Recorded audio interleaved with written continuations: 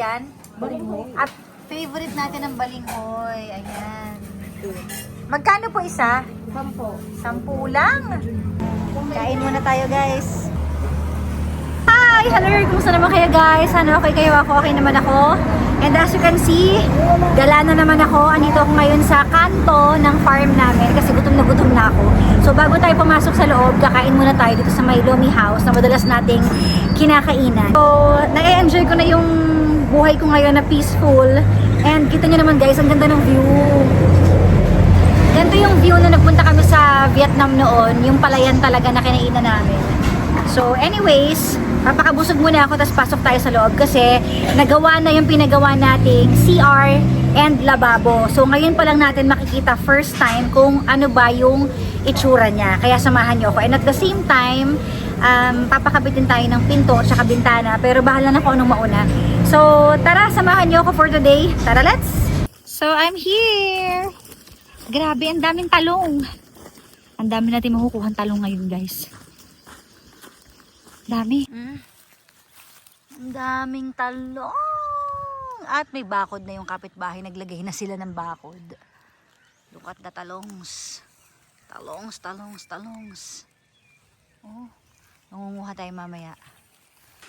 Okay, so eto na yung CR natin. Buksan natin. Okay. Oy, wow! May CR na tayo!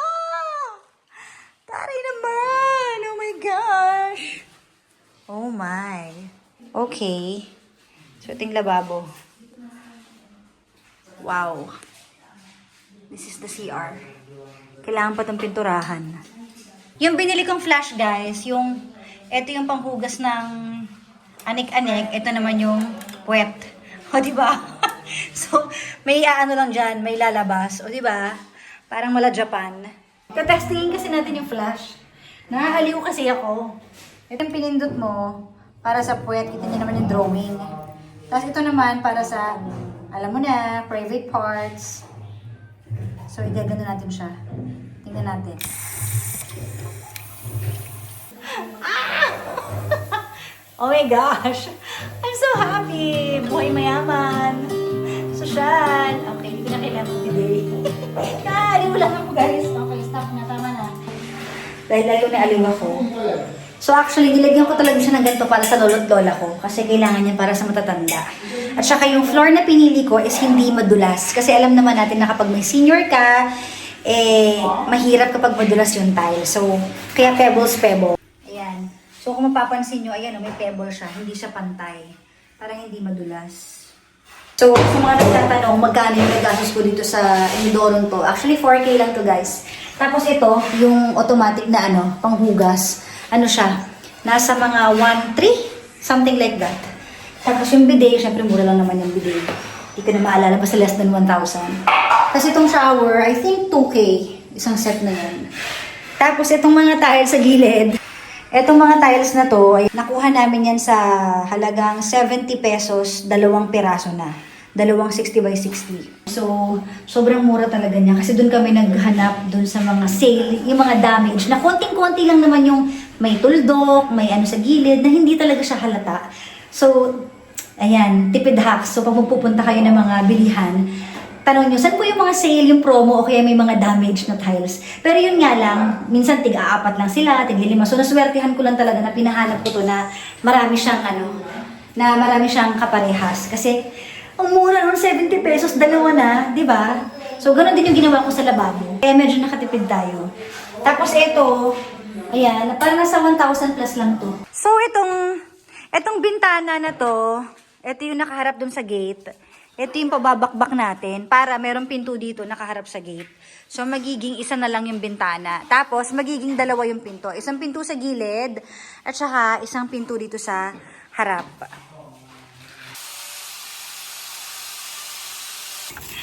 Okay guys, sobrang init. Uminom muna tayo ng tubig na lasang royal. Dito na ako uminom sa sobrang uhaw ko. At bumili tayo kanina sa labas nung suman na balinghoy. So, trivia, favorite ko talagang balinghoy. And, turuan ko kayo kung paano magbulat ng suman or yung mga nakalagay na kakadin sa ganito. Ganito lang siya guys. Yan. Kakat mo sa gitna and then lalabas na siya. Ganun. Sarap. So guys, lalakarin natin ngayon yung dulo kasi tuwing pumupunta ako dito sa bungad lang ako. Hindi ko nalalakad hanggang doon. Pero lalakarin natin ngayon at sana walang ahas. Kailangan natin mag-ingay para umalis ang ahas. And mag-ingay tayo. Guys, eto yung malaking puno ko dito sa side na to. Sobrang laki niya. At hindi ko alam kung anong klaseng puno siya. Comment down kung alam nyo kung anong puno to. Help me. Hindi tuloy ako makapaglakad hanggang dulo kasi may baka. Ayun o. Grabe, hiningal na ako. So, ang ganda ng katabi kong bahay. Ayan o. May mga bahay na rin na tinatayo. In fairness. Parang dumadami na rin. So, ayan guys. Ayan, hanggang dun yung ano natin. Hiningal na ako. Yung lupa. Hanggang dun sa puno ng niyog na yan. Hindi na ako makakalapit pa dun ha. Kasi ano eh, tatakot na ako maglakad. So tara, balik na tayo. Ayan. Let's go.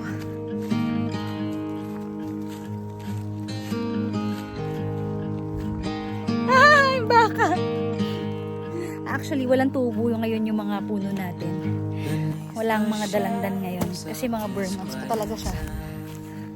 Shucks. Dali, hindi ko nakakatakot. No. Takot ako. So, ayan. Yung kapitbahay ko na nakabili ng lupa, may mga ano na sila. Bakod.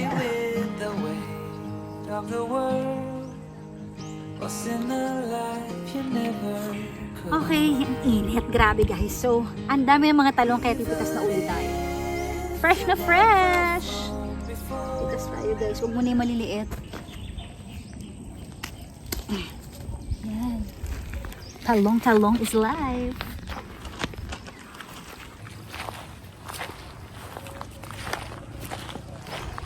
Yan.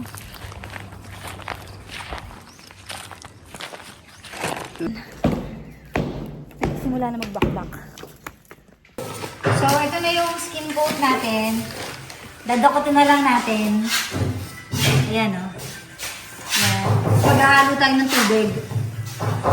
Kasi yung SK1 daw, hinahaluan ng tubig. Yung SK3, kompleto na. Pero mas mahal kasi yun. So, okay na to. Tingin na natin. Tara. So, welcome to cooking show! This is my cooking show. Pero, para sa farm. Yan siya.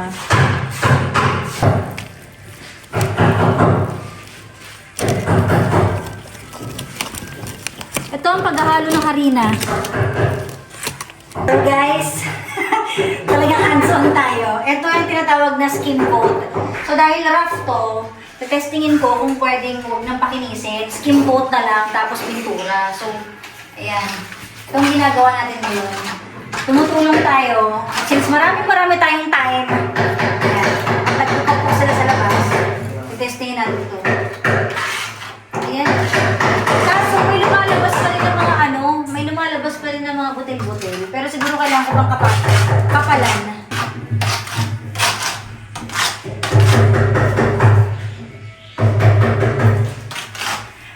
Ang sarap ba sa pakiramdam? Para ako naglalaro. Nare-relax ako kapag ginaganon ko siya. So dahil lumalabas pa yung mga butas-butas niya guys, dapat yung dalawang patong. Kaya patungan pa natin. Parang ganun pa rin. Ba't ganun? Parang walang pinagkaiba.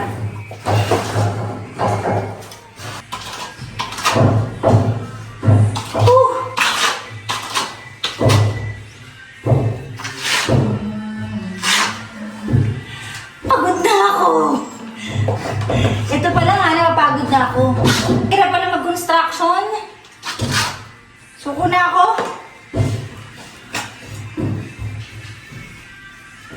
Ay! Ay, nabali! Oh my gosh! Wala nabali! So, parang gusto ko nang sumuko. Parang gusto ko na lang ipatiles doon taas para sa taas lang yung pintura. Kasi nakakapagod pala ito pa lang, nakakarampot pa lang tinatry ko. Tira pala. Comment down below guys, tulungan niyo ako mag-decide. Tutuloy ko itong ginagawa ko or lalagyan ko pa ng isa pang tiles dito.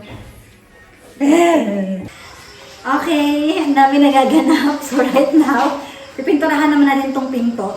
Kasi itong pintong nakuha natin, actually second hand siya. Pero okay pa naman siya. Kaya, papatungan natin ng pintura. Ay!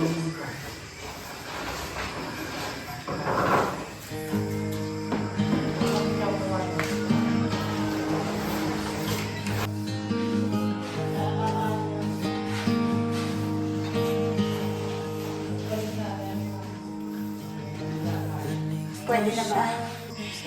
Hinihingal na ako guys. Sa pawis na ako. Pero tapos na natin siya. Ito na lang may mga tulo-tulo dito sa taas. Ayan. Ang galing ko. Magpintura. Oh guys, tingnan niyo naman yung nagawa ko. Oh, puting-puti na siya. It's brand new. Okay, so this is the after. Ayan, natakpan na dito. Para maging pinto, tapos binutasan na dito. Nabakbak na nila. Ayan, lahat. Ay, ang dami. So, magiging dalawa na yung door natin, guys. Ayan. Ito yung pinto. Ayan, order namin. Ayan. Isang pinto. Ayan, patapos na. Ito yung dalawang pintuan. Kasi masyado siya malaki.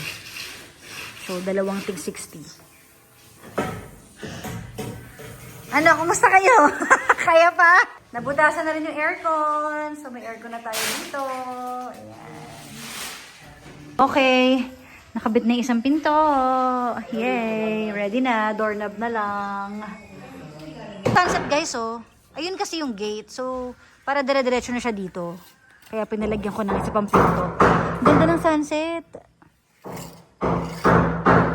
Okay, so magwawalis-walis tayo ngayon ng pahingahan na kubo. So yan, linisan natin.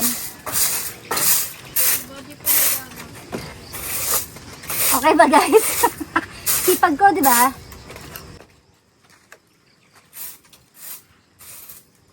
May palayok pa ako dun oh. Gusto ko magluto dito kapag okay na. So ngayon guys, magsisiga naman tayo. Wala tayo ng mga basura. Masakit yan sa mata ko, ha? Hindi, okay lang. Ito yung mga nakuha nating saging. Ayan, sarap nito. Banana cue, tsaka turon. Okay guys, padilim na. Kaya tinatapos na natin ang araw na ito at magpapahinga na tayo at parang matutuyuan na yata ako ng pawis. Sa ganun lang, pinapawisan na ako. Paano pa kaya pag sobrang daming ginagawa, di ba? Pero anyways, babalik pa ako dito. Baka sa isang araw. Pahinga muna ako bukas rest day. So, itutuloy natin ang pag-aayos and updated naman kayo kung ano mga mangyayari at mga bago sa akin at bago sa farm. So, dyan ko na tinatapos ang aking vlog. Thank you so much for watching!